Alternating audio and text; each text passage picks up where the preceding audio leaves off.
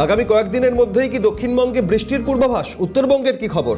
মাঝারি বৃষ্টি, হালকা বৃষ্টি, নাকি ঝোড়ো হাওয়া, নাকি ভারী বৃষ্টি? সব মিলিয়ে ওয়েদার আপডেট, আবহাওয়া দপ্তরের পূর্বাভাস জানাবেন সরাসরি আমাদের সঙ্গে দীপাঞ্জনা রয়েছেন। দীপাঞ্জনা, কি বলছে আবহাওয়া অফিস?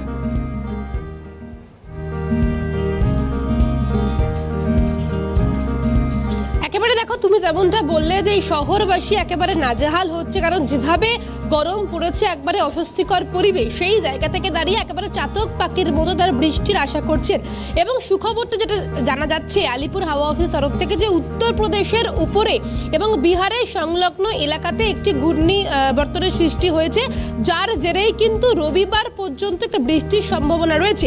শুধু দক্ষিণবঙ্গে নয়, উত্তরবঙ্গ সহ দক্ষিণবঙ্গের বিভিন্ন জেলাগুলিতে একটা বিক্ষিপ্ত বৃষ্টিপাতের সম্ভাবনা রয়েছে।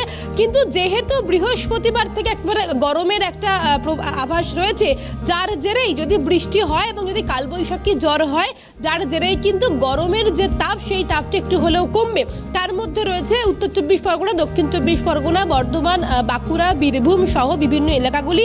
তবে সেই জায়গা থেকে দাঁড়িয়ে মেদিনীপুরে বজ্র বিদ্যুৎ সহ বৃষ্টিপাতের সম্ভাবনা রয়েছে। এবং কলকাতাতেও কিন্তু ভারী থেকে অতি ভারী বৃষ্টিপাতের সম্ভাবনা না হলেও কিন্তু একটা বিক্ষিপ্ত বৃষ্টির সম্ভাবনা রয়েছে।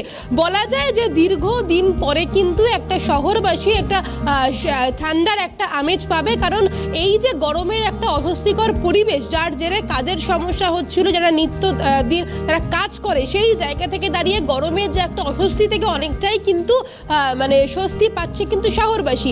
যার জেরে যেমনটা জানাচ্ছে আলিপুর হাওয়া অফিস, যে এই বৃহস্পতিবার থেকে রবিবার পর্যন্ত হালকা থেকে মাঝারি বৃষ্টির সম্ভাবনা, কিন্তু কোনো কোনো জায়গায় বজ্র বিদ্যুৎ সহ বৃষ্টিপাতের সম্ভাবনা রয়েছে। অভিক, একেবারে ধন্যবাদ দীপাঞ্জনা। যেমন জানালেন, আগামী কয়েকদিনের মধ্যে দক্ষিণবঙ্গে বৃষ্টির পূর্বাভাস, তীব্র দাবদাহে খানিকটা স্বস্তির খবর বঙ্গবাসীর জন্য।